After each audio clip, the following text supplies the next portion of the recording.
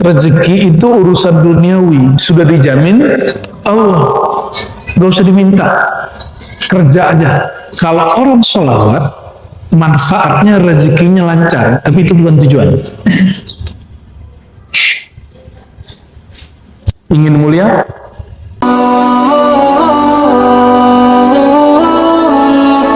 Dalam kitab Sahih Bukhari dan Muslim dari Sayyidah Aisyah, Inna Rasulullah SAW kana yaqumu minal lail hatta tafattara qadamah. Nabi bangun malam sampai telapak kakinya kapalan, atau kapalan ya, tebal. Ay tatashaqqaq wa tatawarram ya. Fakultu lahu, ini hadis sudah sering kita dengar, lima tasna' hadha wa qad ghufira laka ma taqaddama min dhanbika wa ma ta'akhkhar. Wahai baginda, kenapa engkau masih melakukan hal ini sedangkan engkau sudah diampuni masa lalumu ataupun masa depanmu? Qala afala uhib, apakah aku tidak boleh mencintai, suka an akuna abdan syakura, menjadi hamba yang bersyukur? Maka tahajudnya Nabi bukan lagi cari sehat, bukan supaya rezeki lancar, tapi babnya bab mahabbah, bab cinta. Antum tahajud berapa? Berjadi wali ya, supaya apa? Supaya rezeki lancar. Gak usah tahajud. Percuma. Rezeki itu urusan duniawi, sudah dijamin Allah, gak usah diminta, kerja aja. Yang diminta itu rasa saat menerima rezeki. Tidak semua orang dikasih itu rasa syukur. Maka Nabi bermohon, bukan mohon minta rezeki. Yang diminta beliau, a'inni ala dzikrika wa syukrika, ya Allah bantu aku mensyukur nikmat, karena nikmat pasti dikasih ya, nikmat pasti dikasih. Tapi semua orang diberi nikmat, diberi rasa syukur. Jadi yang Nabi minta rasa syukurnya kalau nikmat sudah dijamin. Ini yang kita sebut ya isqatut tadbir. Jadi judul kitab di dalam Thariqat Syaziliyah, Al-Imam Mu'ta'ilah As-Sekandari nulis kitab isqatut tadbir. Jangan urus yang sudah diurus Allah, jangan urus yang sudah diurus Allah, jangan urus kalau yang orang kerjain. Ini melewatin filsafat Stoa ya. Stoa itu nggak ada apa-apanya dibandingkan orang kalau ngaji kitab isqatut tadbir langsung potong kompas. Jadi saya gak heran nih, banyak sekali anak-anak muda hari ini gandrung dengan stoa-stoaan. Ya mungkin salah kita tidak membungkus kajian-kajian kerohanian ini, masukin ke Google. Ini kalau Google kita laman depannya kan selalu muncul stoa. Ya semoga nanti ada yang juga bikin begitu ya. Cara menterapi diri itu gak usah pakai filsafat aneh-aneh. Dia ada sendiri di dalam diri kita. Itu namanya isqatut tadbir. Ngalir aja ya. Biarkan air itu mengalir. Air itu ngalir. Antum pernah ngurusin nggak air ngalir? Enggak ya? Dan kapan air itu busuk? Kalau air ditahan dan dia nggak mengalir. Coba air kalau dibiarin buka gini 3 hari ya busuk deh. Betul nggak? Nah, orang akan busuk jiwanya jika dia tidak mengikuti aliran takdirnya. Dia stuck aja di situ, ya, nggak move on. Nah, coba perhatikan ini, Sayyidina Muhammad SAW, beliau tetap sholat sampai kapalan kaki, bukan karena ingin beli sorga, masuk sorga, berrezeki lancar, bukan itu lagi, tapi bab cinta. Afala an uhibba, ya, apakah aku tidak boleh masuk ke bab cinta, kira-kira begitu. Kalau orang cinta hitung-hitungan enggak? Hitung-hitungan enggak bab cinta? Kan enggak perlu hitung-hitungan. Menjadi hamba yang syakura, yang banyak bersyukur, ya.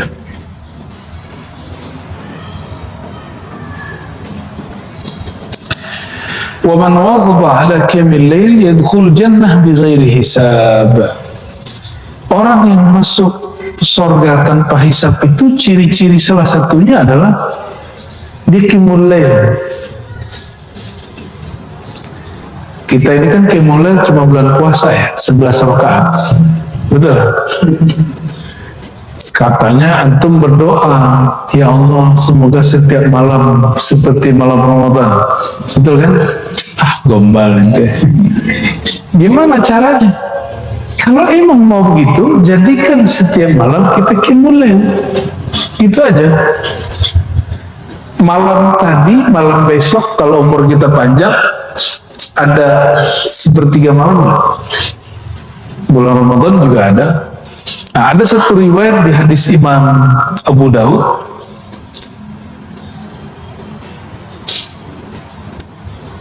laula an asyqa ala ummati la amartuhum bisiwaki wa ta'khiril isya.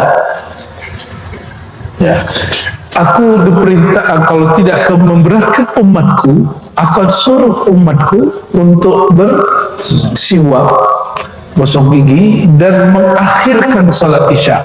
Ada loh hadisnya. Kita pernah bikin, kita selalu kalau musim iktikaf suluk, salat isyanya 9 dan 10. Ada yang baru pulang dari Timur Tengah, mampir, apa katanya, bid'ah apalagi naroz ininya. Aneh bid'ah atau ente yang jahil ya. Kadang-kadang orang ini tidak ngerti, tapi dia sebut yang tidak sepaham dengan dia bid'ah. Kita repot, kalau orang begitu tuh gak usah diajak debatnya, udah biarin aja. Yuhsyurun nas, kata Sayyidina Nabi SAW, fi sa'idin wahid yawmal qiyamah, nanti manusia akan dikumpulkan di satu tempat pada hari kiamat. Fayunadi munadin fayaqul, lalu ada yang berseru, memanggil, aina alladhina kanu tatajafa junubuhum anil madaji. Mana orang yang ketika yang lain tidur dia nggak tidur, dipanggil ntar itu. Fayakumuna wa hum qalilun fayadkhuluna jannah bighairi hisab. Ini mau dihisab nih. Ini syafaat untuk ahli tahajud. Mau dihisab, kata Nabi, maka dipanggil orang-orang yang bertahajud, lalu mereka berdiri, mereka bangun, dan mereka kemudian tidak dihitung amalannya, tidak dihisab dosa-dosanya, langsung masukin surga. Semua yu'mar bisairin nas ilal hisab, tapi semua orang dihisab. Ya. Gimana? Pengen tidak dihisab nggak?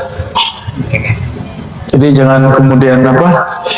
Kita nih pengen masuk surga tanpa hisab nih. Ya udah tahajud tiap malam. Gampang tuh. Siap? Ya udah 1 rakaat deh setiap malam. Minimal sebelum tidur. Minimal sebelum tidur. Tapi ada yang lebih dahsyat. Dalam hadis Abu Daud itu dikatakan salah satu metode Nabi tahajud. Nabi itu kalau tahajud, Nabi keluar sebentar dari rumah, beliau pandang langit, lalu baca Rabbana ma khalaqta hadza batila subhanaka faqina adzabannar. Nabi melihat ke langit, beliau bertafakur di situ, baru kemudian masuk, itu dibacanya. Lalu ketika mulai sholat, sebelum sholat baca subhanallah 10 kali, 11 10 kali la ilallah 10 kali kayak gitu ya, 10 zikir-zikir yang kita tahu, itu namanya conditioning. Sholatnya gak usah banyak lah itu, yang penting conditioningnya bagus. 2 rakaat plus 1, jangan 3 langsung, ini minimal ya. Mau masuk surga tanpa hisab, coba dikerjain itu. Kenapa? Orang yang sholat tahajud itu dia ibadah, dia nggak lagi cari perhatian orang, betul-betul hanya cari perhatian Allah Subhanahu wa Ta'ala. Bukan karena supaya utangnya terbayar, enggak.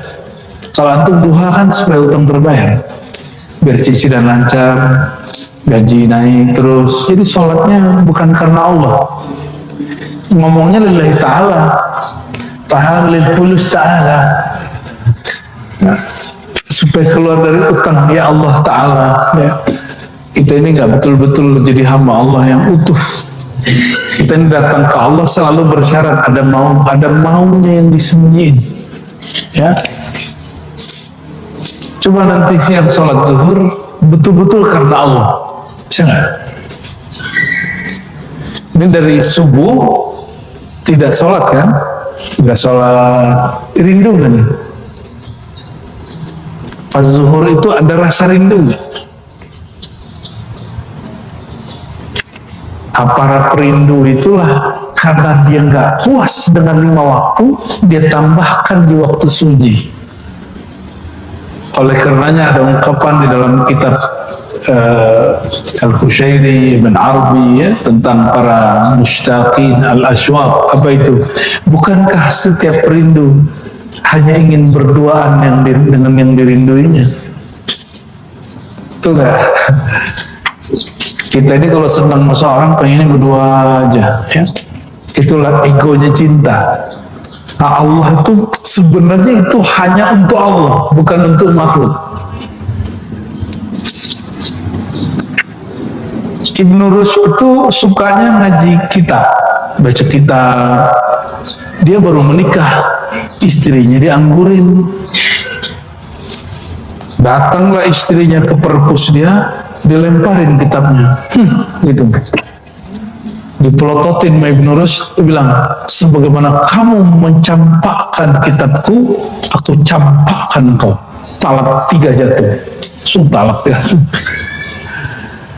Nah, ada orang kayak Ibn Rushd lebih cinta sama ilmunya daripada bini pertamanya itu ya. Ya semoga ibu-ibu ini tidak ada yang ditalak cuma karena itu ya.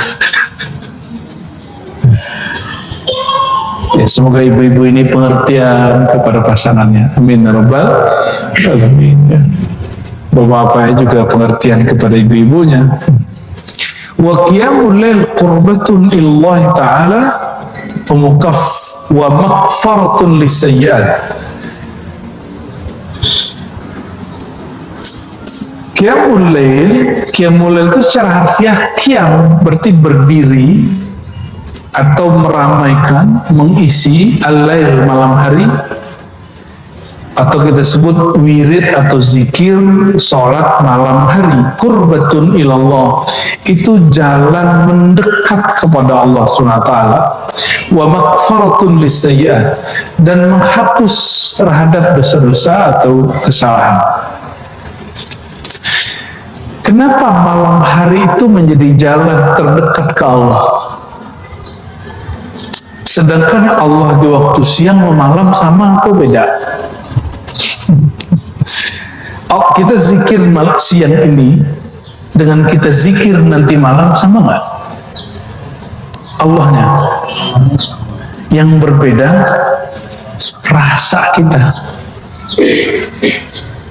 Kecuali antum ini sudah arifuna billah, arifin, orang-orang yang arif billah, mau siang malam sama aja. Oleh karenanya di Quran itu Allah bersumpah dengan siang, bersumpah dengan malam. Kenapa? Karena Rahman Rahimnya ada yang dia turunkan siang hari, ada yang dia turunkan malam hari ya.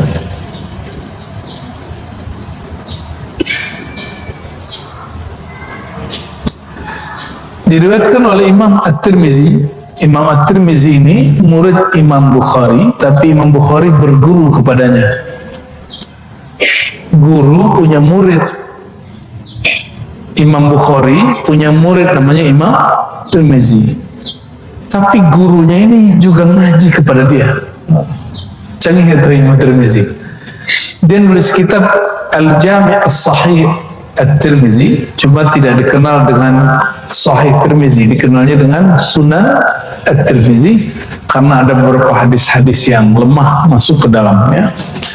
Tapi kata Imam Tirmizi, semua yang dalam kitabku ini boleh diamalkan kecuali dua, termasuk hadis ini boleh diamalkan.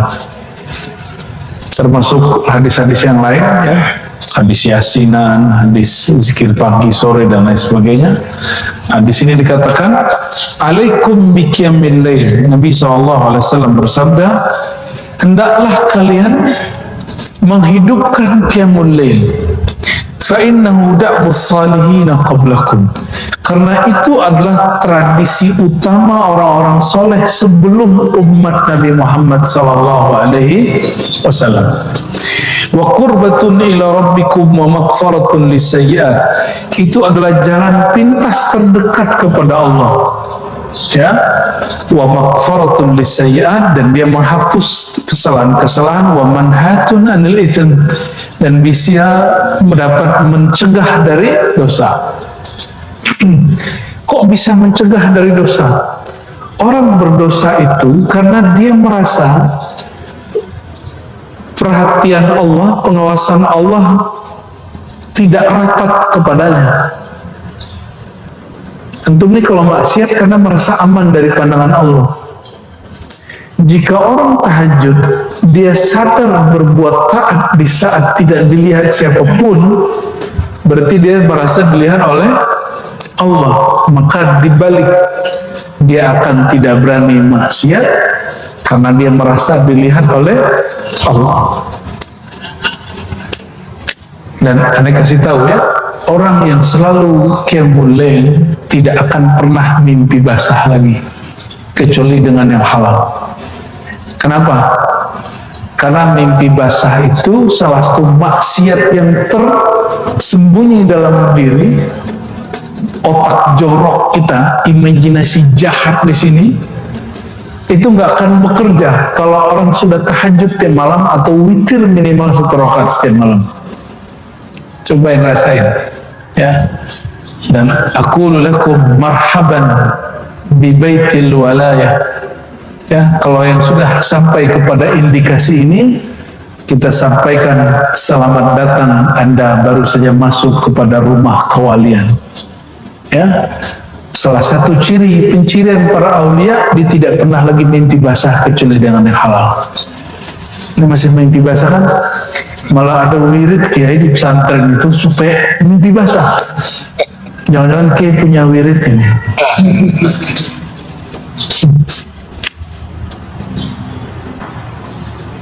Na'udzubillah, summa na'udzubillah, ya. Wa qiyamul lail sihatun lil jasad. Nah, perhatikan, ada tujuan mendekatkan diri kepada Allah, ada manfaat. Manfaat qiyamul lail bukan tujuan. Manfaat bukan. Kalau orang sholawat, manfaatnya rezekinya lancar, tapi itu bukan tujuan. Hari ini dibalik, orang sholawat bukan karena cinta Nabi Muhammad SAW, tapi karena ingin rezekinya lancar, ingin bisa beli mobil, beli Alphard. Betul lagi ya? Kalau orang-orang pesantren supaya tanahnya luas, bangunannya banyak, santrinya rame, coba kawan-kawan beliau pasti begitu. Bukan karena dicinta Nabi Muhammad SAW. Padahal tujuan salawat cinta Nabi. Manfaatnya ini ada apa nggak ada, nggak harus. Tujuannya nyampe. Nah, inilah perbedaan antara thariqah orang-orang yang muhibbin cinta baginda dengan orang-orang yang masih menyisakan keinginan duniawinya dalam amal akhirat. ya. Nauzubillah ya, hari ini masih banyak orang zahirnya beramal akhirat, batin dia menyisakan dunia, nyempil, nyisip keinginan duniawinya. Allah tahu nggak? Tahu, pasti dikasih dunianya, dikasih dunia orang itu, tapi dia tidak dapat faedahnya di akhirat. Nah, salah satu manfaat qiyamul lail, bukan tujuan qiyamul lail, sihatun lil jasad, menyehatkan jasad. Kenapa saya sampaikan ini manfaat? Karena tidak semua ini berlaku. Banyak orang yang sudah juga qiyamul lail, karena pola makan hidupnya tidak benar, ya gula-gula juga, jantung juga, mati juga, Pak. Diriwayatkan oleh Imam Tabarani dari Salman Al-Farisi radhiyallahu taala anhu, annahu qala alaikum bi qiyamil lail fa innahu da'bus salihin qablakum wa maqrabatun ila rabbikum wa maghfiratun lisayyidikum wa mahatun lil ithmi wa mataradatun lidda'i anil jasad. Sama dengan hadis sebelumnya Tirmizi, tapi ada tambahan disebut ini ziyadatus thiqat, tambahan dari orang-orang yang thiqah, wa mataradatun lidda'i anil jasad, dapat menolak penyakit dari jasad. Nah, sekarang pernah nggak lihat orang tahajud masih sakit-sakit? Ya, itu bukan masalah tahajudnya, tapi pola makannya nggak benar. Mau sehat? Di kitab Ar-Rahmah Fit-Tib yang mansub ke Imam Suyuti, tapi bukan karya dia, itu ada kalimat di situ, jika engkau ingin sehat, janganlah makan setelah Isya di malam hari. Seandainya engkau makan, berjalanlah 100 meter, atau menunggang kudalah 100 meter, atau sholatlah, atau lakukanlah hubungan badan. Ada anjurannya di situ. Kenapa? Supaya energinya tidak numpuk. Dan salah satu yang dianjurkan adalah qiyamul lail. Jadi nggak numpuk di badan. Ada kitabnya Ar-Rahmah Fit-Tib, ya, nisbatnya tidak sahih ke Suyuti, tapi kalam ini benar. Mohon maaf teman-teman kita, para mu'alim, para kiai, ya, Kiai Abdul Rahman, coba lihat. Habis maulid makan nasi kebuli, pulang ya bentar doang udah gula, udah jantung, bener gak? Ya, ini perutnya udah maju nih, kayaknya hati-hati ya, liver itu ya. Laki-laki ini kalau perutnya agak besar tanda sukses katanya, Bu, ya. Padahal itu cara kami menghibur diri itu ya.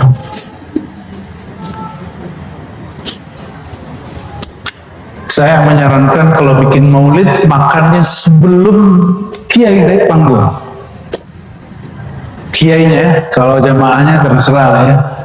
Kita kan cinta sama kiai nih. Kiainya, habibnya, usahakan makan sebelum naik panggung, biar kebakar lagi. Saya nama kiainya. Jangan paksa dia makan. Pak Kiai yang paling berkah nih, kita udah masak nih, maksa kiai untuk sakit deh. Ya. Kita beberapa kali mohon maaf dipaksa makan oleh jamaah, tapi saya nggak mau, terserah dia tersinggung bagaimana ya. Kita masuk 2 hari 2 malam, itu udah bohong nih kan, mana ada orang masak 2 hari 2 malam. Itu aja sudah ilfil tuh, dengar begitu tuh ya. Wa man wazaba ala qiyamil lail dakhala ghurafal jannati bi salam. Rahasia qiyamul lail yang lain adalah masuk kamar-kamar surga bi salam, dengan damai, tentram, tidak diperiksa lama-lama. Antum kira kalau masuk surga itu di depan pintu surga langsung masuk? Enggak. Itu ada yang jaga. Pintu surga itu ada sekitar 8 luasnya, satu pintu luasnya seluas ujung jazirah Arab Barat ke ujung timur. Luasnya tuh ya kira-kira dari Banten sampai ke Banyuwangi lah. Luasnya itu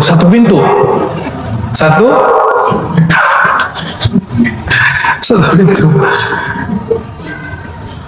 Kira-kira sebegitu luas atau tidak luas? Itu luas lah. Itu luas sekali. Tapi yang jaga banyak malaikat. Pimpinannya bernama Ridwan. Di tangannya ada sijil daftar ahli surga.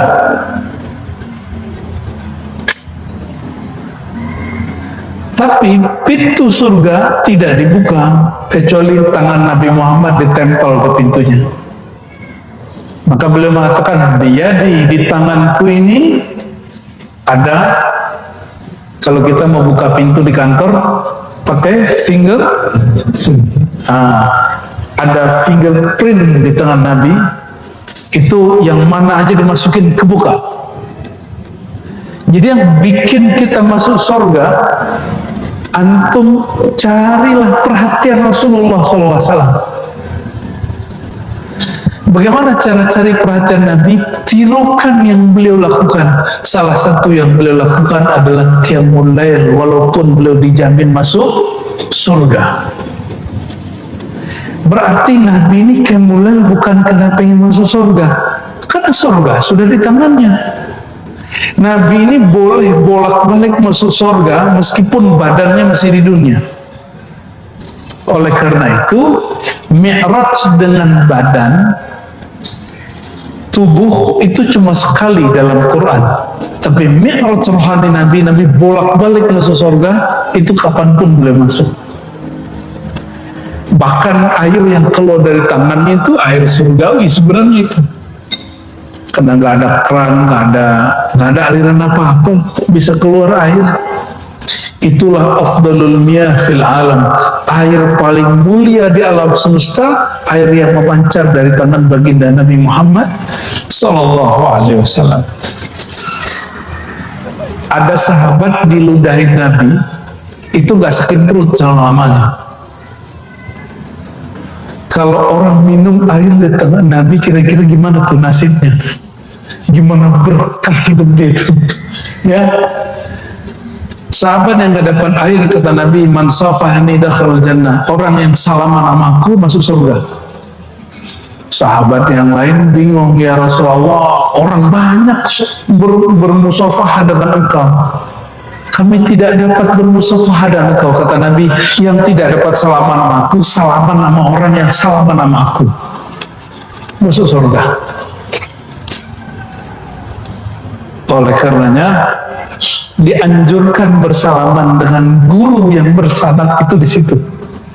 Kalau dia lagi mau, kalau dia nggak mau jangan dipaksa juga ya. Ya.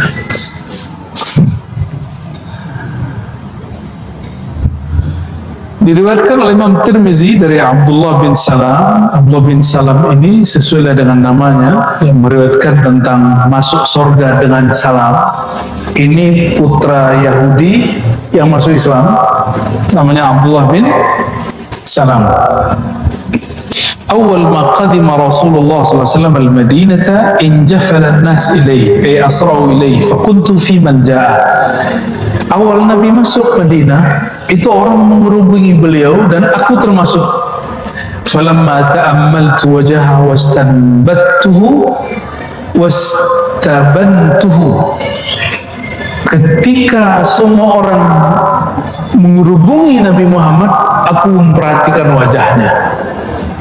Nggak langsung salaman, karena dia ahli kitab. Di Alkitab ditulis ciri-ciri muka pembohong. Ternyata ada gores-gores pembohong, gores-gores orang jujur, muka-muka gombal tuh kelihatan tuh ya. Muka-muka gak jelas tuh ya. Itu muka ini bisa, dia punya memori, dia bisa memancarkan dan hanya dipahami oleh orang yang mengerti ilmunya. Betul Bu ya? Ya, saya juga tahu nih ibu mana yang pembohong, nggak bohong nih, pakai ilmu itu ya. Mana yang suka memanipulasi keadaan, ini berlebihan, itu kelihatannya. Tapi itu bukan ilmu gaib, itu sangat ilmiah. Itu sangat ilmiah. Ditulis oleh Imam Fakhruddin Ar-Razi, judul kitabnya Al-Firasah. sudah diterjemah. Cuma kalau baca terjemahan sama ngaji beda. Kalau ngaji itu antum langsung bisa baca, termasuk baca ini garis, itu ada ilmunya, nggak main tebak-tebakan doang. Termasuk baca tanda tangan, itu ada ilmunya Pak, dan itu bukan ilmu gaib, itu sangat empiris sekali. Kata beliau, setelah aku ta'ammaltu wajahu wastabantuh, aku perhatikan wajah Sayyidina Muhammad SAW itu, wastabantuhu, lalu aku perhatikan dengan sedetail mungkin. Araftu anna wajahu laysa biwajhi kadzdzab, aku faham wajah beliau tidak menyisakan satupun wajah pembohong, pendusta. Aduh, kalau dicek wajah kita ini kayaknya wajah ngelesnya ya. Betul nggak? Coba antum bercermin lah sendiri ya. Di wajahku ini kayak ada wajah pembohong ini ya. Itu orang Cirebon, tarekat Syatariah itu punya cermin tarekat. Itu orang nggak berani bercermin di situ karena sudah ada, nggak tahu itu kepercayaan pemitos. Kalau dalamnya masih galak, kelihatannya si guguk di dalam. Kalau dalamnya tamak, kelihatan kalau ini babi gitu. Walau alam itu masih ada penggah itu ya. Apa sisa mitos walau alam. Itu di tarekat Syatariah dulu ada ya. Bercermin ya. Sebenarnya kalau mau bercermin, cukuplah memandang wajah saudara sendiri. Al-mu'min mir'atu li akhihi. Seorang mukmin itu cerminan bagi saudaranya. Ya. Ini di luar ilmu ini. Ini adab sufi. Al-Imam Sya'rani mengatakan, ini di luar ilmu ini. Tiadalah engkau memandang orang itu pembohong, kecuali sebenarnya ada kebohongan dalam dirimu. Kamu pandang orang terus bilang kayaknya ini otaknya jorok nih, karena emang otakmu jorok gitu. Kita ngeliat ada laki-laki dengan perempuan berdua, terus dia bilang, oh pezina itu. Karena ente kalau berdua sama perempuan yang bukan ente kenal itu perempuan, pasti zina. Padahal kalau laki-laki, ini ibu-ibu harus paham ya, saya dulu ngaji kepada guru saya, ulama Surya, laki-laki itu jika dia jalan dengan seorang perempuan yang bukan istri yang kita kenal, tidak boleh langsung dituduh dia berselingkuh. Siapa tahu istrinya, tapi kita nggak tahu. Ini kata Syekh Taufik Al-Buti. Tapi kalau perempuan jalan dengan laki-laki yang bukan suaminya, kalian boleh tuduh dia langsung sebagai orang yang berselingkuh. Kenapa? Perempuan punya suami cukup dan nggak boleh lebih dari satu. Nggak adil dong. Ya, bukan itu babnya. Laki-laki ini ruang kolbunya, filenya kebanyakan Bu ya. Minimal 4 yang kosong. Dan itu sudah fitrah itu. Nggak bisa dia apa-apain. Gak bisa dia apa-apain ya. Kiai ini nahan-nahan ini ya. Tuh kan bener katanya.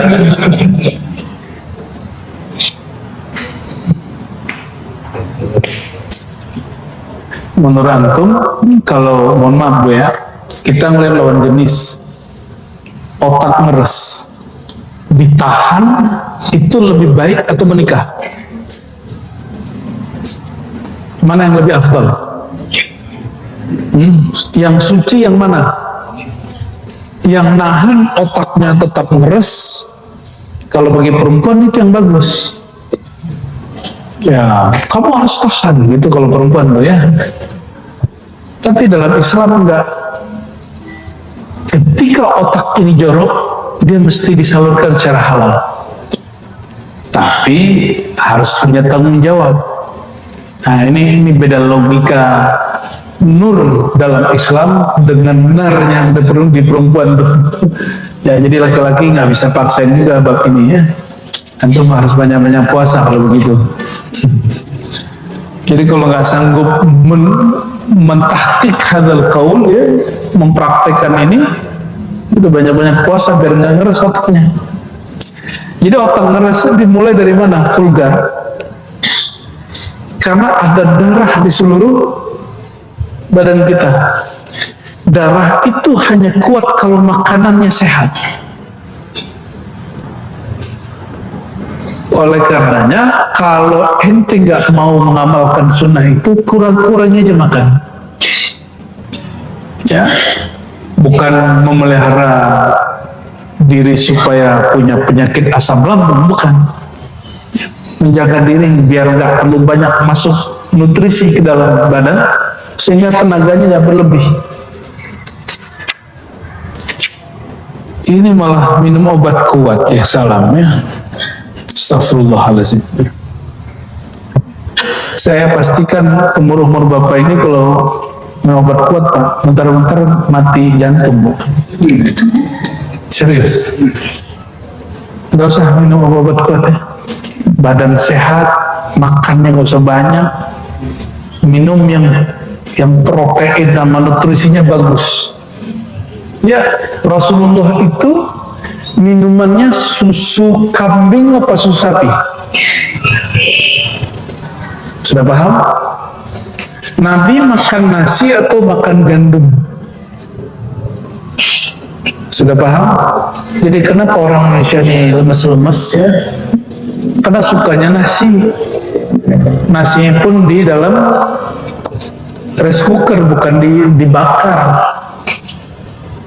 Jadi kita ini gak kuat ya. Rasulullah SAW itu minum susunya susu kambing seger, gak ditambahin gula. Nih bapak-bapak nih kalau mau ngamalkan sunnah ya, minum susu aja pak. Nggak langsung minum satu drum sehari, bukan, dikit-dikit, pagi, siang, malam, gitu aja terus. Nggak usah pakai obat-obat kuat. Tahajud setiap malam, orang yang ngantuk kita berdiri. Insya Allah orang begitu diberikan kekuatan yang sebenar-benarnya kuat ya? Karena kekuatan dia bersumber dari nurnya, bukan dari syahwatnya. Kalau orang dari syahwatnya mesti kadang harus nonton bokep dulu, nonton porno dulu, baru syahwatnya muncul. Padahal kita berdoa, kalau urusan begitu doanya apa? Yang kemarin kita ajarin waktu di Palembang tuh ya, Bismillahirrahmanirrahim, syaitan, ya Allah jauhkan syaitan dari kami. Ini kok ada orang pengajian ingin menggauli istrinya terus nonton perilaku binatang dulu, itu aneh itu. Nonton orang yang tidak melakukan hubungan itu secara sah, nauzubillah summa nauzubillah ya. Baik, kembali ke sini.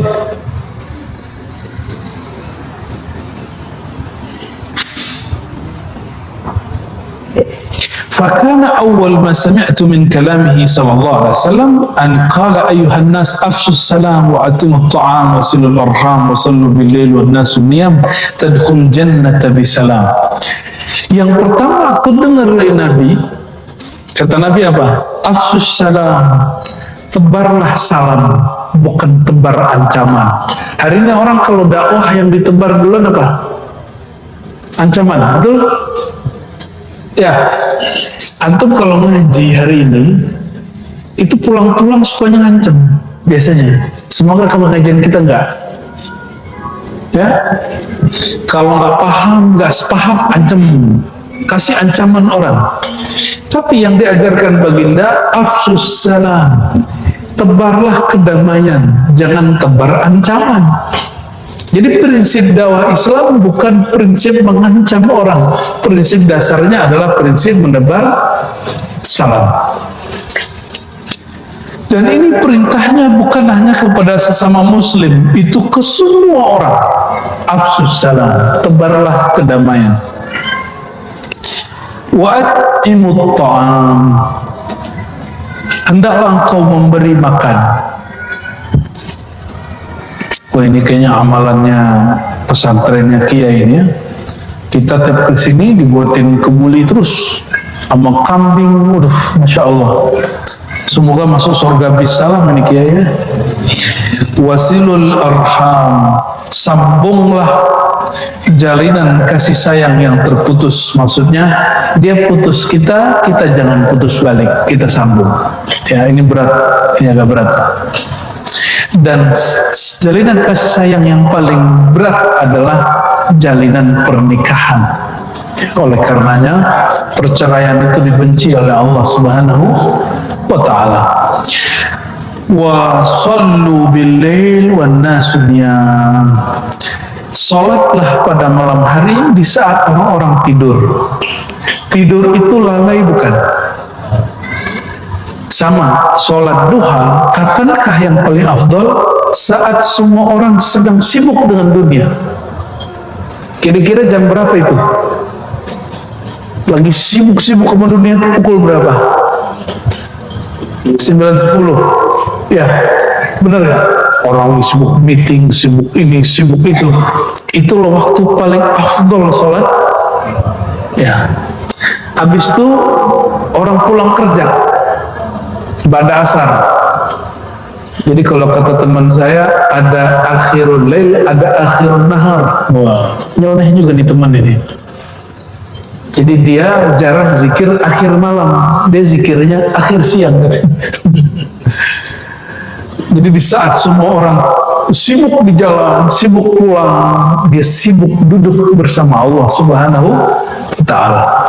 Maka disebutkan dalam hadis Imam Muslim, siapa yang menjaga sholat asar ya, Allah jaga keluarganya, hartanya, jiwanya. Jika engkau melakukan itu tadi apa? Menebar kedamaian, at'imut ta'am, memberi makan, menyambung silaturahim, sholat malam, tadkhul jannata bisalam, kamu masuk surga dengan penuh keselamatan. Di saat itu Nabi Muhammad masuk ke Madinah, sholat 5 waktu belum wajib. Ya, waktu Abdullah bin Salam mendengar ini belum wajib sholat 5 waktu.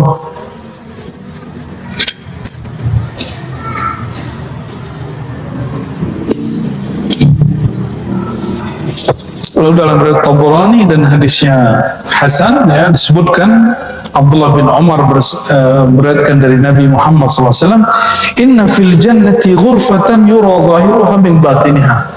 Di sorga itu ada satu kamar, bagian luarnya terlihat dari dalamnya, dalamnya terlihat dari luarnya. Itu saking transparan dan bagusnya.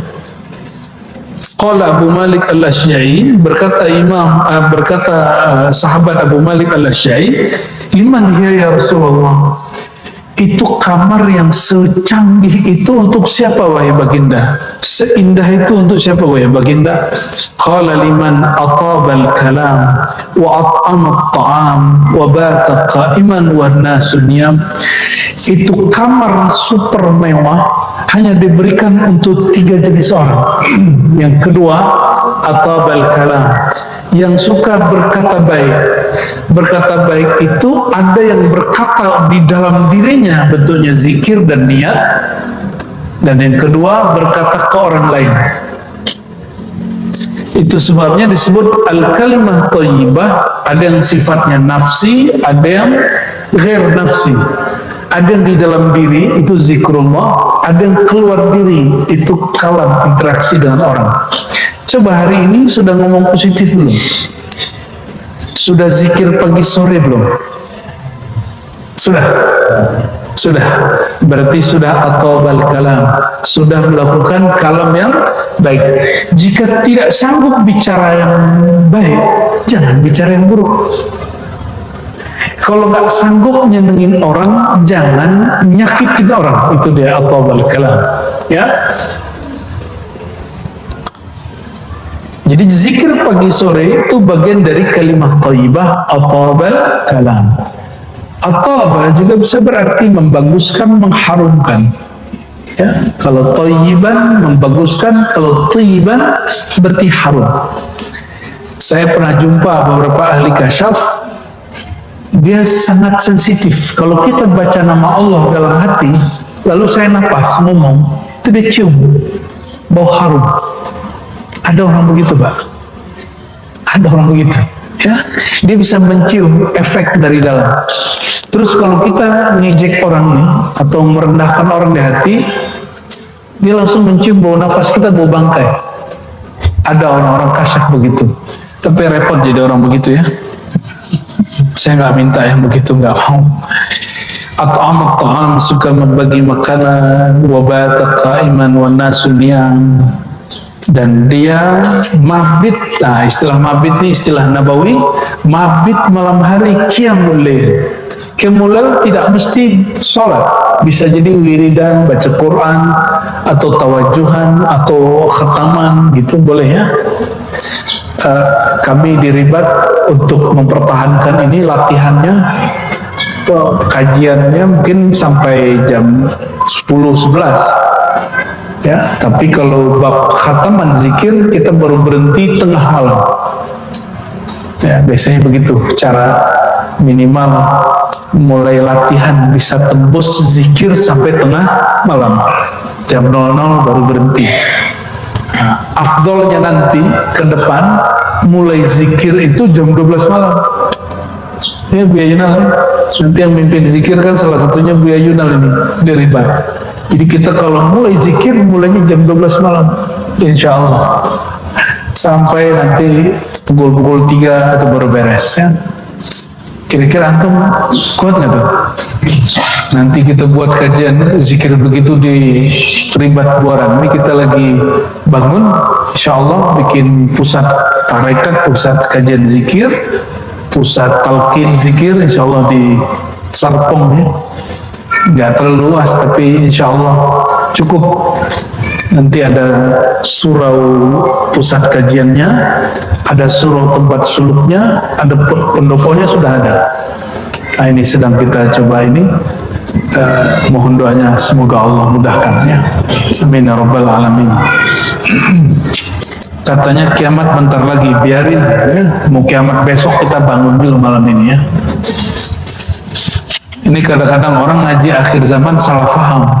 Kalau emang kiamat dekat, ngapain kita begini lagi? Nah, ini orang ngaji akhir zaman justru dia pesimis hidup, nggak optimis.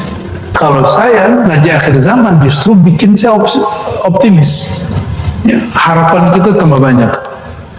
Siapa tahu kita nggak sempat, antum ini nggak sempat berjuang dengan imam akhir zaman, minimal punya karya hidup, meninggalnya dalam saat berkarya, ya. Jadi bikin karya yang banyak-banyak. Kalau yang nggak bisa nulis buku, ya ngapain kayak bantu ini, kayak bantu itu, kan bagian dari karya, ya. Diriwayatkan oleh Ibn Hibban wa ghairuhu dari Abu Hurairah, annahu qala qultu ya Rasulullah inni idza ra'aituka tabat nafsi wa qarrat aini. Kata Abu Hurairah, wahai baginda, aku jika melihat engkau, jiwaku jadi enak, pandanganku jadi sedap, ya, pandanganku terhibur.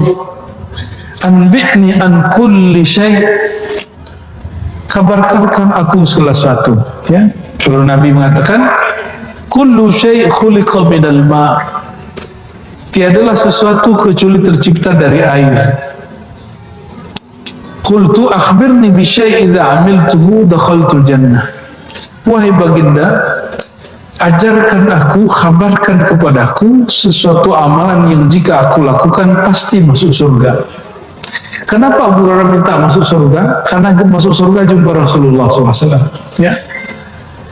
Faqala Rasulullah SAW, at'imit ta'am wa afshis salam wa silil arham wa salli bin nasi wa nasu niyam tadkhul jannah bisalam, sama dengan riwayat Abdullah bin Salam tadi, ya.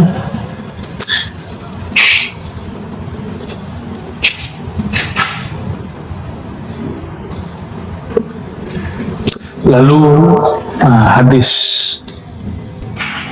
terakhir yang kita baca malah pada duha ini, riwayat Tabarani, bahwa qiyamul lail adalah inti kemuliaan seorang mukmin di dunia dan akhirat. Dari Sahal bin Sa'ad, beliau mengatakan, Jibril datang kepada Nabi Muhammad SAW. Faqala ya Muhammad, lalu berkata kepada Nabi Muhammad, Ishma syi'ta fa innaka mayitun. Hiduplah sesukamu wahai Muhammad, tapi ingat engkau bakal meninggal. Wa'mal ma syi'ta fa innaka majziyun bih. Berbuatlah sesukamu, tapi ingat kamu pasti akan dibalas. Wahbib man syi'ta fa innaka mufariquh. Bolehlah kamu cinta siapapun, tapi ingat siapapun yang kamu cintai pasti nanti akan bercerai, akan berpisah dengan kematian. Wa'alam anna syarafal mu'min qiyamuhu bil-lail. Ketahuilah bahwasanya kemuliaan mukmin intinya pada qiyamul lail, wa izzahu, kemuliaannya ada istighna'uhu 'anil nas. Dia menahan diri untuk tidak meminta-minta kepada manusia. Ingin mulia? Serius? Qiyamul lail. Jangan minta-minta. Ya, mau lapar seberat apapun jangan minta-minta. Ya, mending kita lapar dan kita sakit perut daripada kita menjatuhkan harkat martabat kita di hadapan makhluk. Ya. Mintanya ke Allah Subhanahu wa taala. Maka dikatakan di sini riwayat Baihaqi, asrafu ummati hamalatul Quran wa ashabul lail. Semulia-mulia umatku adalah pemikul ilmu Quran, bukan penghafal. Diperhatiin, ya, ini banyak sekali yang salah paham, dikira hanya penghafal Quran. Hamalatul Quran itu oleh Imam Ghazali diartikan hafizul Quran wa faqihuhu. Orang yang hafal Quran dan mengerti isinya itu disebut hamalatul Quran. Wa ashabul lail, dan orang yang bangun malam hari.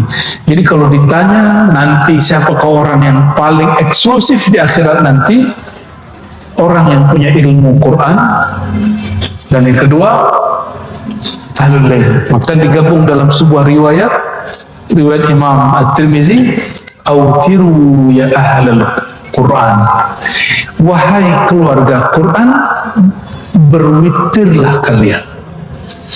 Ya, dan saya memang merasakan sekali hafalan saya akan hancur kalau tidak witir, Pak.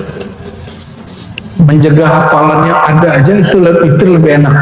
Jika dulu kita setoran ke guru, sekarang kita setoran kepada Allah Subhanahu wa taala, dan itulah seindah-indahnya setoran baca Quran, ya. Muraqabatul Quran namanya. Muraqabah, menghadirkan rasa membaca Quran seakan-akan diperhatikan oleh Allah yang menurunkan Al-Quran. Nah, semoga amalan ini bisa digabung. Kalau nggak bisa, antum beli standing Quran, beli mushaf besar, baca itu di dalam sholat, dan itu tidak merusak sholat. Ya, itu boleh. Mulai hari ini coba cari-cari, ya. Beli standing Quran, beli mushaf besar, jangan pakai mushaf Madinah, pakai mushaf India itu Indonesia. Ya, antum kalau nggak biasa kan pakai mushaf Madinah. Mushaf Madinah itu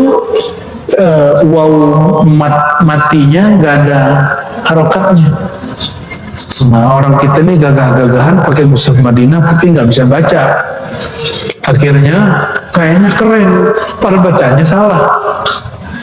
Ya, beli mushaf lokal aja, mushaf Kudus, itu keren, ya. Cuma karena kita ini hidup karena tren-trenan, kita nggak suka pakai mushaf lokal.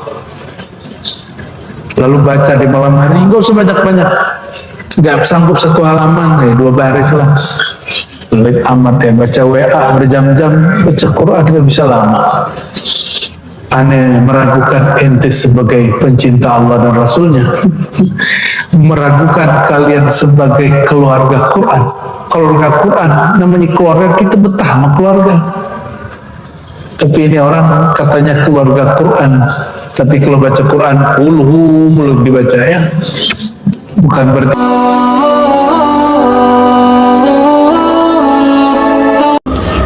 Nabi itu wali. Nabi itu wali. Nabi, iya Nabi. Dulu kata Imam Sidi Ahmad Tijani, salah satu mujaddid di akhir zaman, beliau itu meyakini Nabi Khidir itu hanyalah wali. Termasuk Imam Kusyairi di zaman dulu yang menulis kitab Ar-Risalah Al-Kusyairiyah, yang sezaman dengan gurunya Imam Ghazali yang bernama Yusuf Al-Hamadani. Apa kata beliau? Nabi Khidir itu wali. Khidir itu wali, bukan nabi. Mereka semuanya benar. Jadi sedangkan yang lain mengatakan beliau tetap nabi. Semuanya benar dalam pengertian Nabi Khidir itu ya nabi, tapi setelah Nabi Muhammad SAW, la nabiyya ba'di, tidak ada lagi nabi setelah aku. Jadi status Nabi Khidir walaupun ya nabi, pangkat kenabiannya itu tidak berlaku pada umat Nabi Muhammad SAW. Itu maksudnya. Jadi kenabian itu pangkat ya. Yang berlaku kalau sudah ada Nabi Muhammad SAW, idza tala'al badru in kasyafat al-buduru, ketika terbit sang purnama maka bulan-bulan kenabian yang lain hilang.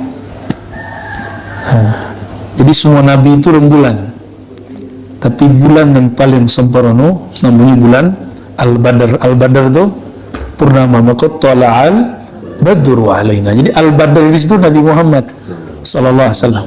Dan di akhir zaman ya, sang bintang itu ya kita sebut Al-Mahdi dan Nabi Isa.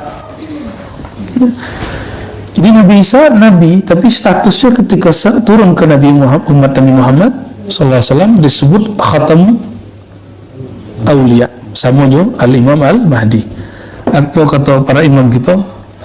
Sungguh luar biasa umat Nabi Muhammad SAW, kewaliannya ditutup oleh Imam Mahdi bersamaan dengan seorang nabi.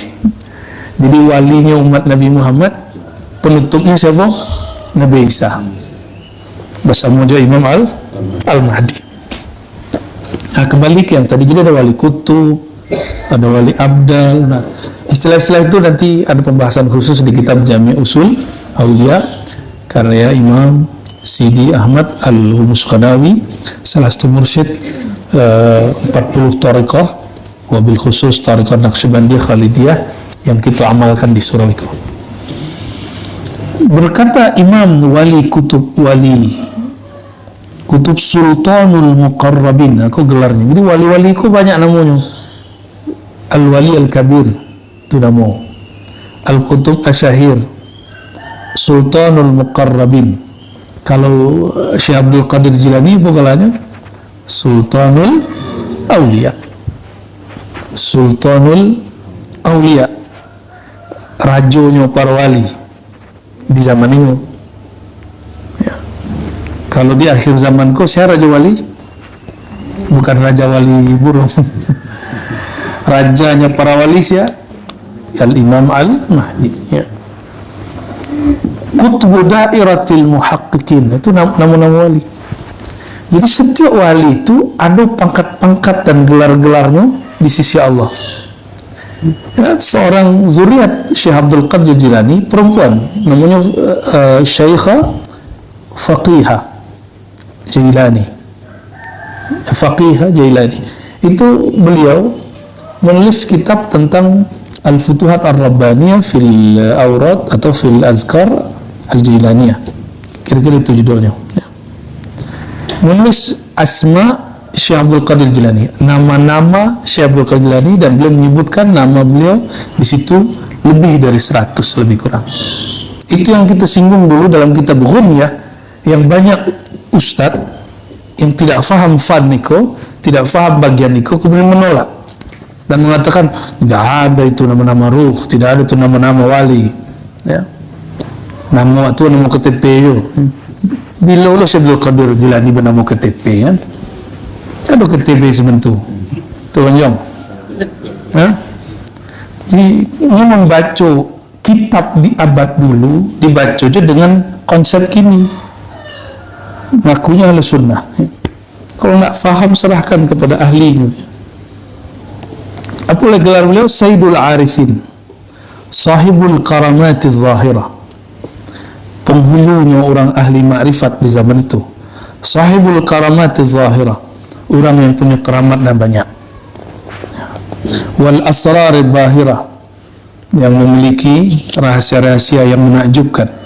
Sayyidi, kalau di orang Arab yang fasih bacanya Sayyidi, sampai dalam dialek harian jadi CD, bukan CD celana dalam, bukan CD yang diputar jadi kaset, bukan CD, bacanya ada tekanannya CD. Nah kalau di Pariaman ada CD itu berarti zuriat Nabi Muhammad sallallahu alaihi wasallam, ya. Cuma mereka wajar, ya, tidak semua merekap nasabnya itu, silsilahnya. Jadi kalau dilaporkan kepada Rabithah Al-Alawiyah, Al-Maktab Ad-Daimi, tim sensusnya zuriat Nabi itu tidak menemukan kesesuaian. Akhirnya mereka tidak menolak, tapi tidak bisa menetapkan. Karena banyak yang mengajukan tidak ditetapkan, tidak diterima di Al-Maktab Daimi di Rabithah Alawiyah. Akhirnya kini terjadi konflik lah di Pulau Jawa, Pulau Madura. Kini banyak konflik antara habaib dengan zuriat Nabi yang lain. Waalaikumsalam. Ya. Nah, kita tidak ikut-ikutan dah. Kita hanya mengatakan nahnu nuhibbu an-nabi sallallahu alaihi wasallam wa zurriyati. Kita cinta Nabi Muhammad SAW dan zuriat keturunan beliau. Nah, Sayyidi atau Sidi Abu Abdullah Muhammad bin Sulaiman Al-Jazuli. Jadi kalau mengirim Fatihah kepada pengarang kitabku, siapa namanya? Abu Abdullah Muhammad bin Sulaiman Al-Jazuli. Nah, tambahkan gelar di mukanya. Apa gelar di mukanya? Baru sampai Sultanul Muqarrabin. Jadi kalau kirim Fatihah itu ila ruhi Sultanul Muqarrabin, ambil cia aja dari nama yang tadi, lengkap lebih baik. Sultanul Muqarrabin Sayyidi Syekh Abu Abdullah siapa namanya juga?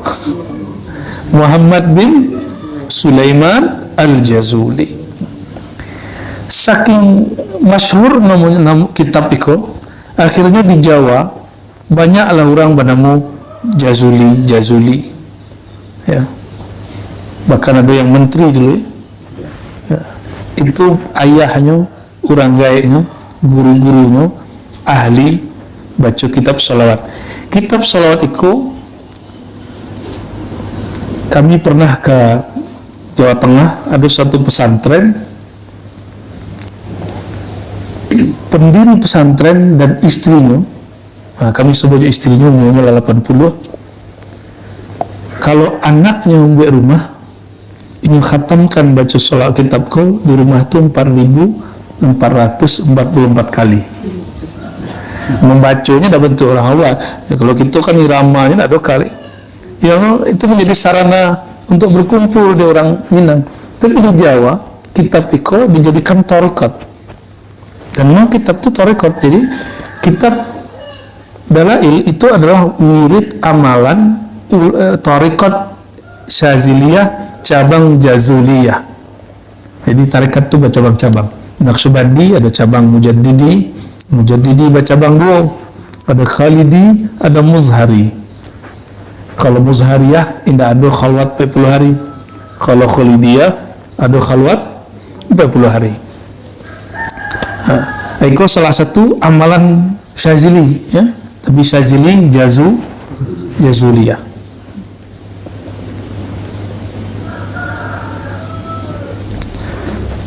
Jadi berkata pengarang kitab ini, penyusun kitab ini, beliau itu kiranya dulu ulama besar, hafal Quran, hafal ribuan hadis, ahli zikir, syekh tarikat. Ketika turun dulu kan sama benar-benar zaman kita dulu, datang ke Lubuk, datang ke Telago untuk membeli air. Kiranya semua tu airnya kurang banyak. Musim sedang musim pacaklik. Jadi beliau mengambil air itu payah. Dia sudah ambil orang, kini diambil orang dulu, kini mengambil seorang. Yang terjadi, diambil air itu jatuhin dia itu. Datanglah seorang perempuan yang masih muda, tapi wajahnya bercahaya. Ikut pandangan makrifatnya, pandangan rohaninya. Apa kata perempuan tu?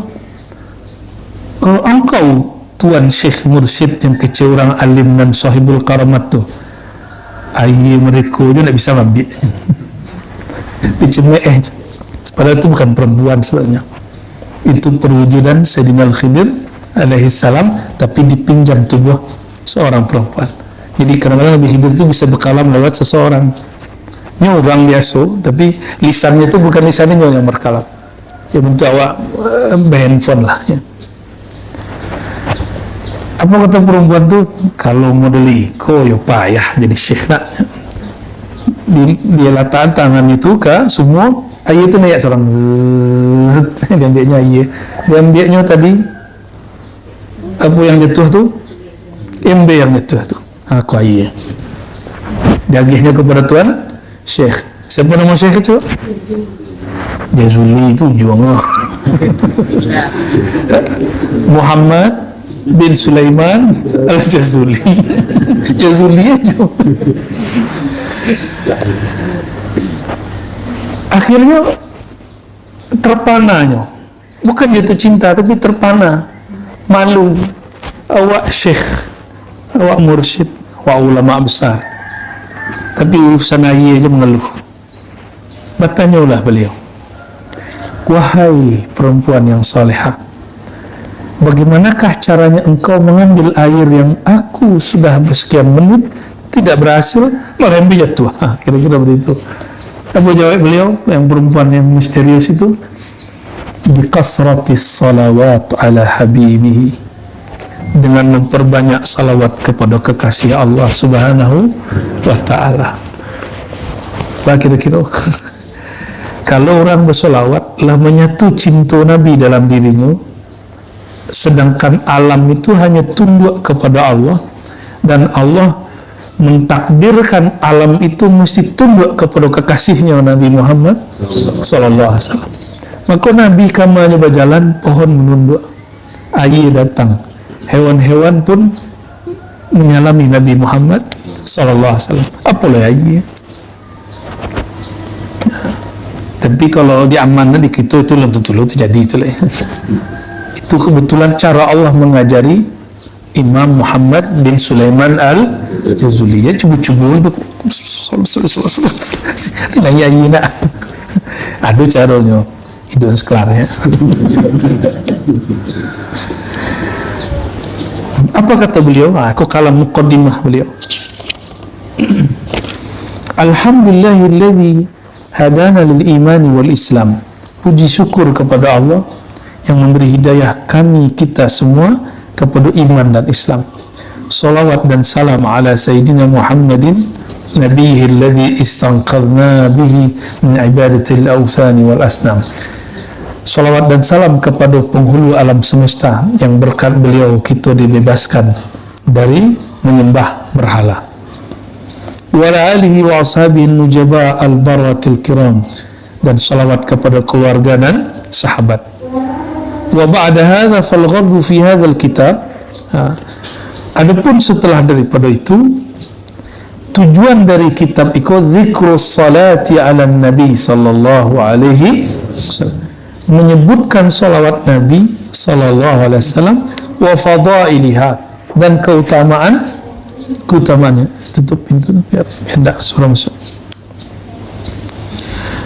nazkuruha mahdhufatal asanid, kami sebutkan di muqaddimah itu dan termasuk salawat-salawatnya dengan tidak menyebutkan sanad dan ijazahnya, ya, sanad dan ijazah.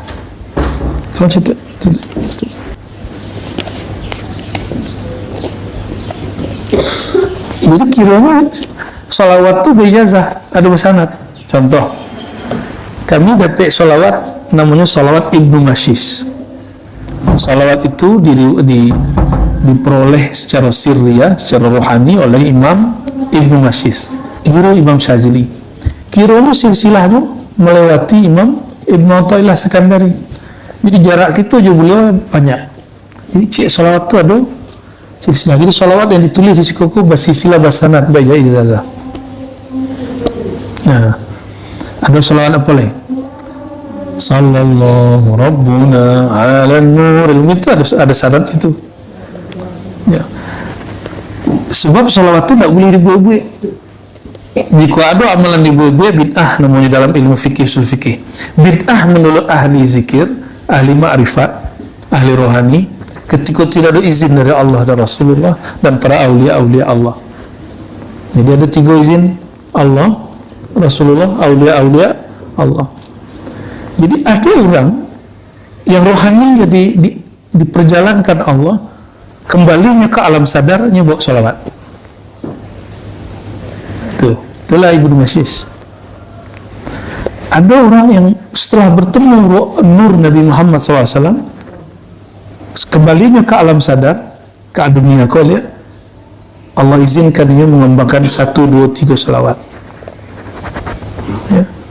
Ada orang yang bertemu wali Allah, minta ijazah, diizinkan, kau ijazahkan salawat.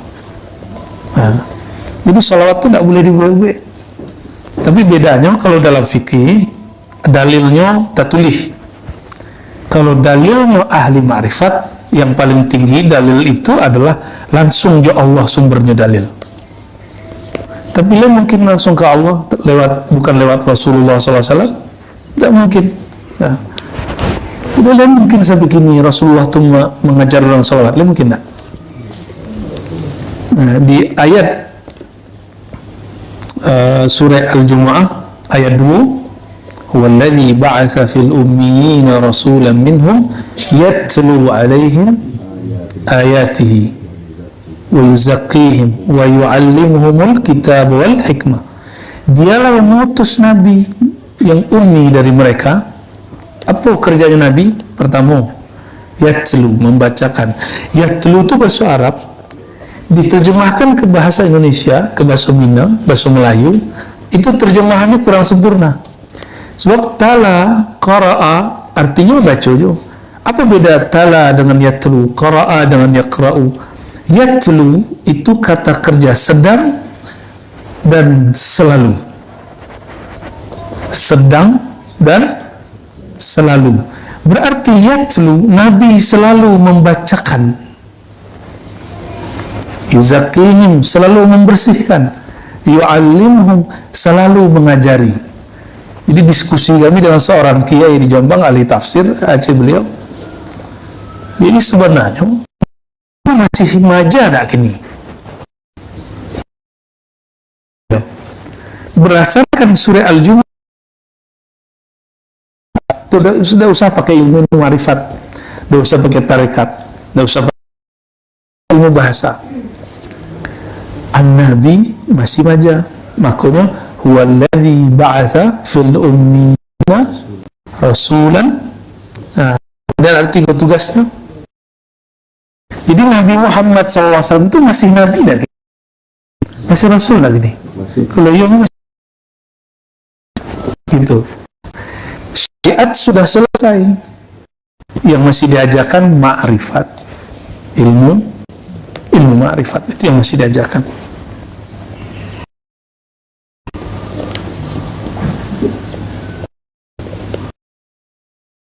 Di tengah kitab belum mengatakan, ya, wahya min ahamil muhimmat. Kitab kau ditulis tanpa sanad supaya mudah bagi pembaca, dan ini salah satu kitab yang penting lima yuridul qurba min rabbil arbab, bagi yang ingin kepada Allah. Yang paling dekat itu Tuhan siapa? Nabi Muhammad SAW. Maka jalan pintas mendekati Allah, dekatilah Rasulullah sallallahu alaihi wasallam, ya. Wa sammaituhu, lalu aku beri nama kitab itu, judul kitabnya Dalailul Khairat wa Syawarikul Anwar fi dzikri salati ala nabiyil mukhtar. Itu panjang judulnya. Ini itu aja.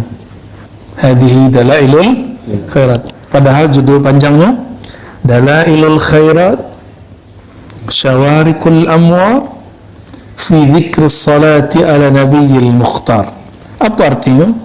Petunjuk jalan kebaikan, cahaya yang berkilauan, terbitnya cahaya yang berkilauan dalam menyebutkan salawat untuk Nabi pilihan. Panjang judulnya. Ibtigha'an, aku tulis kitab ini untuk mencari ridha Allah, wa mahabbatan fi rasulih, cinta kepada Rasulnya. Jadi orang-orang dulu itu bakok kitabnya kekal sampai kini. Ini menulis bukan untuk berdebat, menulis bukan untuk gagah-gagahan, tapi menulis karena cinta kepada Rasulullah SAW, ingin mencari ridha Allah SWT. Ada ungkapan Imam Malik, wa malillahi baqiyah. Jadi beliau punya kitab itu judulnya sama dengan kitab orang yang ada di zamannya, judulnya Al-Muwatta. Apa kata seorang syekh, Malik, engkau menulis kitab yang sama dengan kitab orang lain. Oleh kebetahan kitab itu, apakah lestari kitab itu? Apa jawaban Imam Malik?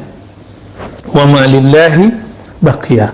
Kitab yang ditulis karena Allah pasti kekal selamanya, dengan kekalnya Allah Subhanahu wa ta'ala. Wallahul mas'ul ay ja'alna li sunnatihi minat tabi'in wa li zatihi al-kamilati minal muhibbin, ya. Kepada Allah kami mohon agar menjadi pengikut sunnah Nabi dan terhadap zatnya Nabi menjadi pencinta. Jadi mencintai Nabi itu mencintai dalam pengertian hanya ikut sunnah, atau mencintai zatnya, dirinya Nabi itu. Mereka ada sunnah tanpa diri Nabi. Maka mencintai sosoknya Nabi itu ya perlu. Mencintai sosok guru itu perlu. Tapi jangan lupa ada pula ajarannya. Jadi mencintai Nabi itu ada zatnya, dirinya Nabi itu sendiri, sosoknya beliau, ada ajarannya Nabi Muhammad SAW. Mana yang lebih dulu? Mencintai ajarannya itu sosoknya dulu. Sosoknya dulu, baru ajarannya dirinya.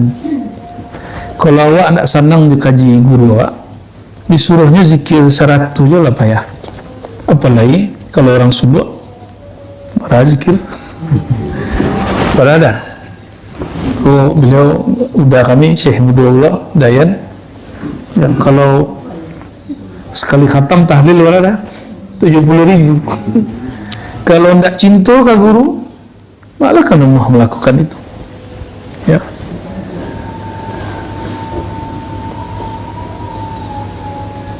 Nah, lalu disebutkan oleh dulu banyak riwayat, cuma riwayat itu ada yang sahih, ada yang tidak sahih.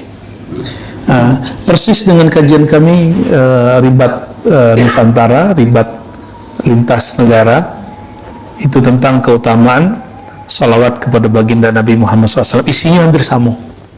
Bedanya di situ hadisnya kita jelaskan dan lengkap dengan riwayat-riwayatnya. Pendek cerita, Bapak Ibu, saudara-saudariku yang dimuliakan Allah, jalan paling dekat kepada Allah adalah jalan salawat. Nah, terakhir, apa kaifiat yang ditinggalkan kebanyakan orang, termasuk orang Minang, orang Sulu dalam membaca kitab itu? Kebanyakan orang-orang baca kitab salawat meninggalkan yang paling penting di depannya, yaitu asma Allah dan asma'un Nabi sallallahu alaihi wasallam. Nama Allah dan nama Nabi. Jadi kalau ingin membaca kitabku, mulai dengan nama Allah. Di situ ada asma Allah. Ya tak? Ya ada asma Allah situ. Setelah itu dimulai dengan asma'un Nabi, atau asmaul Nabi baru asma Allah, terserah mana yang dulu. Dan yang luar biasa, nama Allah disebutkan di situ mi'atani wa wahid. Jadi di halaman 36, asma'u sayyidina wa maulana Muhammad SAW mi'atani wa wahidun. Nama Sayyidina Muhammad SAW 201 yang ditulis di kitab Iqra. Berapa banyak nama Nabi di kitab Iqra? Tapi di luar kitab Iqra banyak. Kata Syekh Imam Suyuti lebih dari 700. Kalau diambil sebanyak alam semesta, sebanyak itu pula nama Nabi Muhammad sallallahu alaihi wasallam. Maka ada cara membaca ni. Kan sekolah Muhammad, Ahmad, Hamid, Mahmud. Jadi Nabi Muhammad tu banyak nama. Maka salah satu ciri-ciri pewaris Nabi Muhammad SAW pasti namanya banyak. Bukan nama KTP. Bantu Arif tu lah banyak namanya kan. Nama kini wali.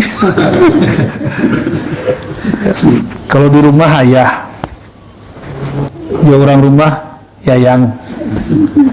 Di tempat kerja bos. Ya. Tiba di rumah Pak Yong. Tiba di sekolah siswa. Tiba di mahasiswa, di kampus mahasiswa. Tiba di, kalau mau jadi dosen, Pak dosen. Dia mungkin jadi Pak dosen kalau tidak MA atau doktor. Dia mungkin ada dosen tapi tidak ada surat izin nomor induk dosennya. Itu dosen kalau ada sopir angkot nembak, itu dosen nembak itu. Begitu. Jadi nama itu banyak. Nama itu dah cik. Bentuk dah Firdaus. Kalau di markasnya Letkol namanya. Tiba di rumah Buyung. Ya. Padahal orang mencari Firdaus tu tak berang. Orang tahu sih kau Dauk. Dauk dan Betauk. Itu Gonjong. Itu Gonjong lalu Balewan. Kalau kau lah. Ini kau. Jadi Sayyidina Muhammad SAW barang nama yang disebutkan di situ. Kau satu rahsia. Kenalnya wak je orang seberapa kenal wak je namanya, je golanya, je masa lalunya. Sehingga kami cerita dulu ketika di Batam, orang mimbo Ibu Arazi banyak. Dari banyak itu mimbo Arazi ada cik mimbo nama kita wak. Dan wak tahu suaranya, suara kawan wak dulu nanti kita bagaimana dulu di Bukit Bule. Berarti suara orang tu. Saya kira yo. Yang beda cuma dagingnya bertambah. Kita bawa pok je ini. Pari ganda itu kita tembus, kita ambil, kita ajak. Itu baru jo kawan. Refleks. Kan dilarang semua banser-banser tu. Tapi kita kawan dan ambil. Tapi bisa jangan coba nak kawan bagi itu lah. Jadi kalau ada orang nanti di akhirat memanggil nama Nabi Muhammad SAW dengan salah satu nama itu, Nabi tarik tangannya, insya Allah. Itulah yang disebut oleh para ulama, adrikni ya Rasulullah, khuz biyadi, wahai Rasulullah, tolong jemput aku, adrikni ya Rasulullah, temui aku. Kan ditemui. Tak sopan nak ngecek temui ke Rasulullah. Wahai Rasulullah, tolong jemput aku. Kalau tak dijemput Rasulullah, tak bisa kita bangkit. Khuz biyadi, tolong Rasulullah, tariklah tanganku. Itu kalam yang ada di padang mahsyar dikeluarkan di zaman kini. Jadilah salawat adrikni ya Rasul, ya Rasulullah.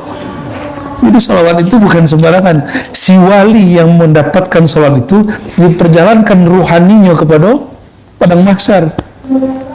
Mencaliklah nyoba orang payahnya di padang mahsyar, lalu dapatlah ilham diajarkan. Bacalah ikoha. Jadilah salawat adrikni ya Rasulullah khuzbiyat. Dulu kami bertanya 2006 kepada guru kami Zuriat Syekh Abdul Qadir Jilani. Tuan Syekh, bahasa Arab katanya, Nabi kalau meninggal, Nabi dah mati. Bahasa Arab itu. Nabi qad mat. So gagahlah Arab itu.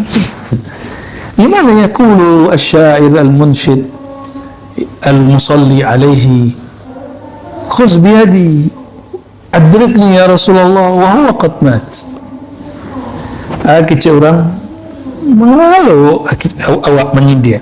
Apa-apaan tu salawat? Nabi sudah mati. Kurang ajarnya Ar-Razi dulu.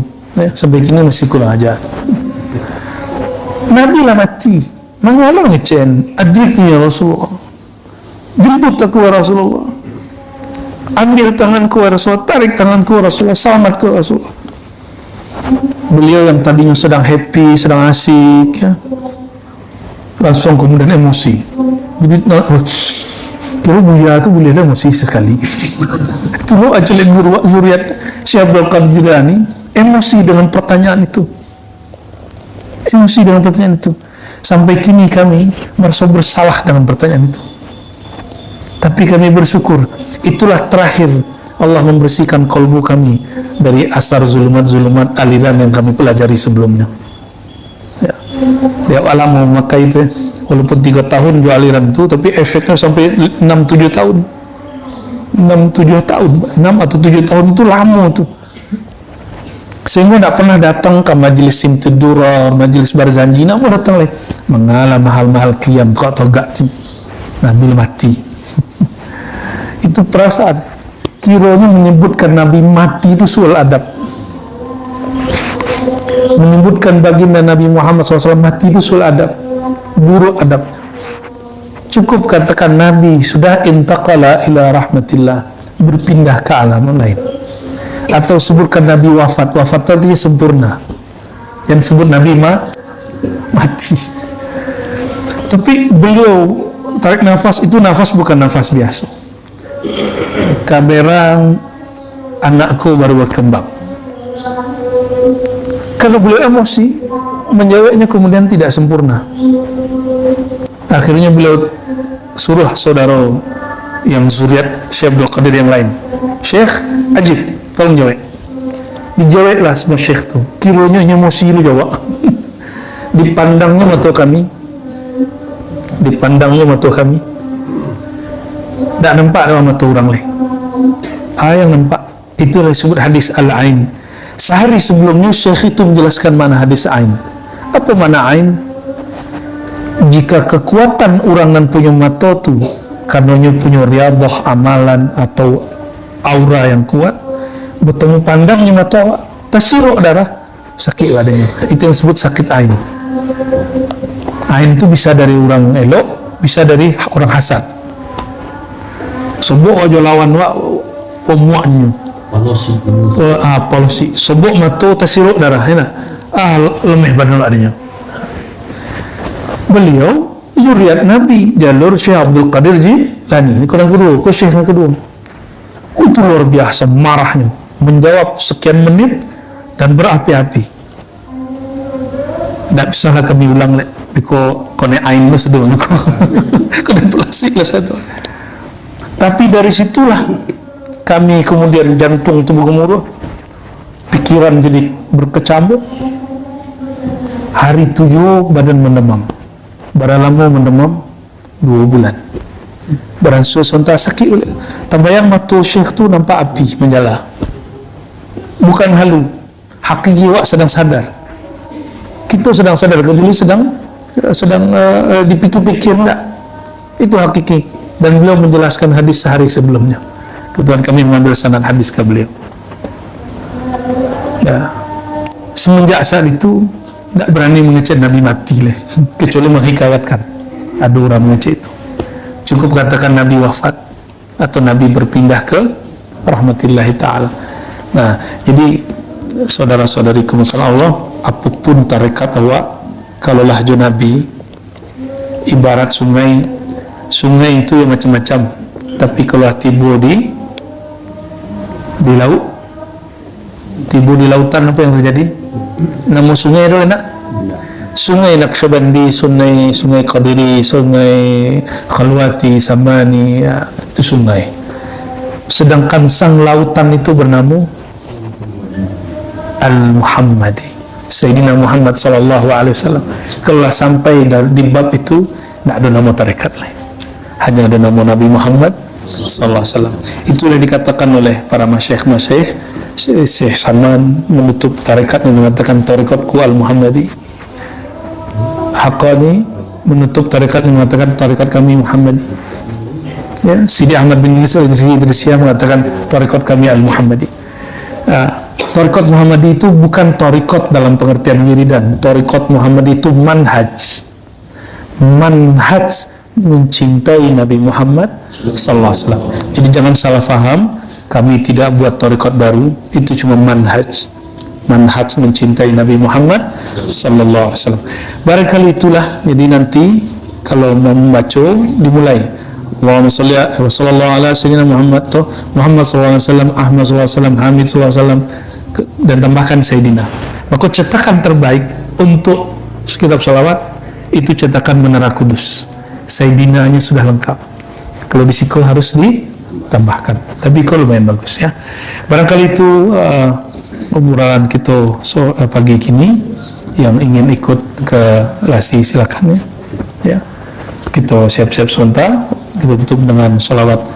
Sallallahu Rabbuna ala nuril mubin Ahmad al-Mustafa Sayyidil Mursalin wa ala alihi wa sahbihi ajma'in.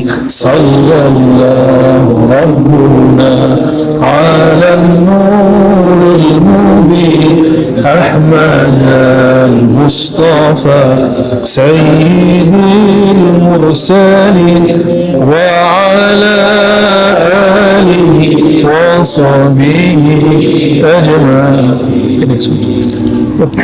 السلام عليكم.